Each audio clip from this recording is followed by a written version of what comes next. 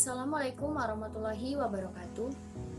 Perkenalkan, saya Karisma Nurwaida Indaswari, NIM H74219028. Dari Prodi Ilmu Kelautan, Fakultas Sains dan Teknologi, Universitas Islam Negeri Sunan Ampel, Surabaya. Jadi di sini saya akan mereview jurnal dari mata kuliah Planktonologi. Saya mengambil judul jurnal yaitu Kelimpahan dan Kelompok Fitoplankton di Perairan Luar Teluk Mondama, Provinsi Papua Barat, yang ditulis oleh Alianto, Henry, dan Suhaimi. Yang akan dibahas dalam review kali ini yaitu tujuan, metodologi penelitian, hasil dan pembahasan, dan yang terakhir kesimpulan. Yang pertama, tujuan dari penelitian ini yaitu untuk mengetahui kelimpahan dan kelompok fitoplankton. Yang kedua, untuk mengetahui hubungan fitoplankton dengan suhu, pH, salinitas, amonia, nitrat, dan silikat. Selanjutnya, metodologi penelitian. Waktu dan lokasi penelitian. Penelitian dilakukan dari bulan Juli tahun 2014 sampai September tahun 2014, yang terletak di perairan luar Teluk Mondama, tepatnya di perairan sekitar Pulau Roswar dan Pulau Ron di Kabupaten Teluk Mondawa, Provinsi Papua Barat.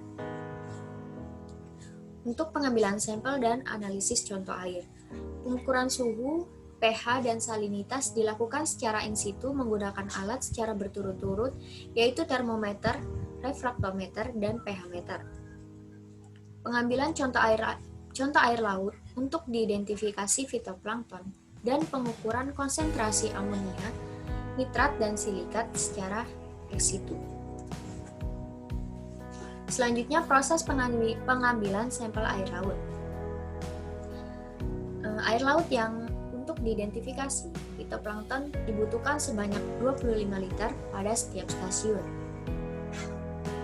Kemudian, air laut disaring menggunakan plankton net max size 20 μm menjadi 100 ml. Kemudian air laut dimasukkan ke dalam botol berukuran 100 ml dan diawetkan dengan larutan glucol 1% dengan takaran atau perbandingan 1 ml per 100 ml. Lalu diidentifikasi fitoplankton menggunakan mikroskop bolak-balik dengan perbesaran 40 kali dan 100 kali dengan metode sensus atau penyuapan di atas Sandwich Crafter cell. Selanjutnya, proses untuk pengukuran konsentrasi amonia, nitrat, dan silikat. Air laut yang dibutuhkan untuk pengukuran konsentrasi amonia, nitrat, dan silikat sebanyak 1 liter pada setiap stasiun. Kemudian air laut dimasukkan dalam botol polietilen dengan kapasitas 1 liter, lalu disimpan dalam coolbox bersuhu menggunakan metode penat, brusin, dan molit bersilikat. Air laut yang telah diambil dari lapangan kemudian difiltrasi dengan filter nukleoforek atau Wetman GF/C dengan diameter 47 mm dan porositas 0,5 mm menggunakan pompa vakum melewati gas mikrofiber filter. Air laut yang telah disaring dimasukkan dalam botol plastik polietilen dengan kapasitas 250 ml dan disimpan pada freezer bersuhu dingin minus 20 derajat Celcius. Prosedur pengukuran konsentrasi amonia, nitrat, dan silikat menggunakan alat spektrofotometer dengan tipe Shimaju UV 1601. Selanjutnya, alat dan bahan yang digunakan dalam penelitian ini. Untuk alatnya, yang pertama ada refraktometer, pH meter, termometer, plankton net max berukuran 20 mm, botol 100 ml, mikroskop bolak-balik dengan perbesaran 40 kali dan 100 kali, Sandwich Crafter cell, botol polietilen berukuran 1 liter dan 250 ml, full box, filter nukleofor atau Wetman GF/C dengan diameter 47 mm dan porositas 0,5 μm, pompa vakum, gelas mikrofiber filter, freezer, dan spektrofotometer dengan tipe Shimaju UV 1601. Untuk bahan yang digunakan yaitu menggunakan satu bahan, yaitu larutan lugol 1%. Analisis data. Data fitoplankton, suhu, salinitas, pH, amonia, nitrat, dan silikat diuji kenormalannya dengan menggunakan uji Kolmogorov, Smirnov, Volt, dan perbedaannya dengan uji ANOVA satu arah, serta dilanjutkan dengan uji post-hoc-juntan dengan software IBM SPSS Statistik 23, uji hubungan antara salinitas, amonia, nitrat, dan silikat dengan analisis regradasi linear dengan software Minitab 16. Selanjutnya hasil dan pembahasan dalam penelitian ini. Yang pertama, kelimpahan fitoplankton. Terlihat pada tabel, total rata-rata kelimpahan sel fitoplankton sebesar 274.541 sampai kurang lebih 214.873 sel meter kubik, dengan kelimpahan sel terendah pada bulan September sebesar 133.533 sel per meter kubik dan tertinggi pada bulan Agustus sebesar 462.950 sel per meter kubik. Selanjutnya tabel dari distribusi komposisi kelompok fitoplankton. Terlihat bahwa fitoplankton jenis Bacilaurophyceae cenderung mengalami peningkatan pada setiap bulannya. Terlihat pada bulan Juli, Agustus, dan September secara berturut-turut presentasi sejumlah 22,51%, 34,29%, dan 37,04%. Dan untuk fitoplankton jenis Cyanophoceae mengalami penurunan dari bulan Juli sampai September dengan presentasi secara berturut-turut yaitu 71,41%, 64,32%, dan 57,57%.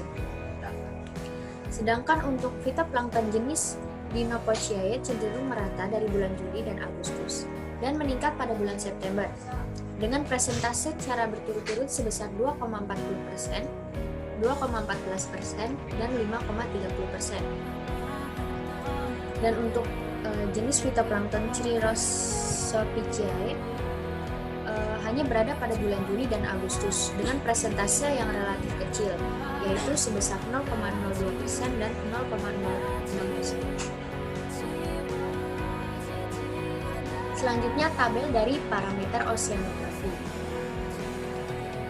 Nilai rata-rata suhu, pH, dan salinitas secara berturut-turut sebesar 29,6 sampai kurang lebih 0,07 derajat Celcius, 8,2 sampai kurang lebih 0,04, dan 32,3 sampai kurang lebih 0,07%. Nah, suhu pada perairan terendah sebesar 29,5 derajat Celcius dan tertinggi sebesar 29,7 derajat Celcius. Dan untuk pH perairan sendiri, terendah sebesar 8,2 dan tertinggi sebesar 8,3. Dan salinitas terendah sebesar 32,2% dan tertinggi sebesar 32,4%. Untuk konsentrasi nitrat tertinggi pada bulan September dengan rata-rata sebesar 0,02 sampai kurang lebih 0,01 mg per liter. Serta pada bulan Juli dan Agustus secara berturut-turut sebesar 0,01 sampai kurang lebih 0,00 mg per liter dan 0,01 sampai kurang lebih 0,00 mg per liter.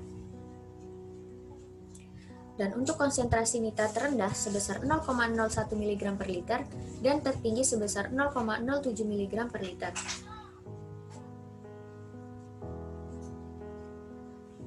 Selanjutnya pembahasan dari penelitian ini.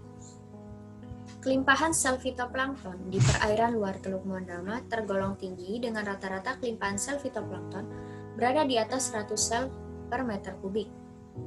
Terlihat bahwa tingginya kelimpahan sel fitoplankton tidak sepenuhnya dipengaruhi oleh suhu, pH, dan salinitas. Jenis fitoplankton Cyanophoceae merupakan salah satu kelompok fitoplankton yang terdapat di perairan luar Teluk Mondama. Perairan luar Teluk Mondama, silikat dapat menyokong Dinophoceae dengan berkontribusi pada total kelimpahan sel fitoplankton dengan rata-rata sebesar 4,24%. Kontribusi sebesar ini hanya terjadi di perairan laut lepas yang ditunjukkan dengan nilai pH.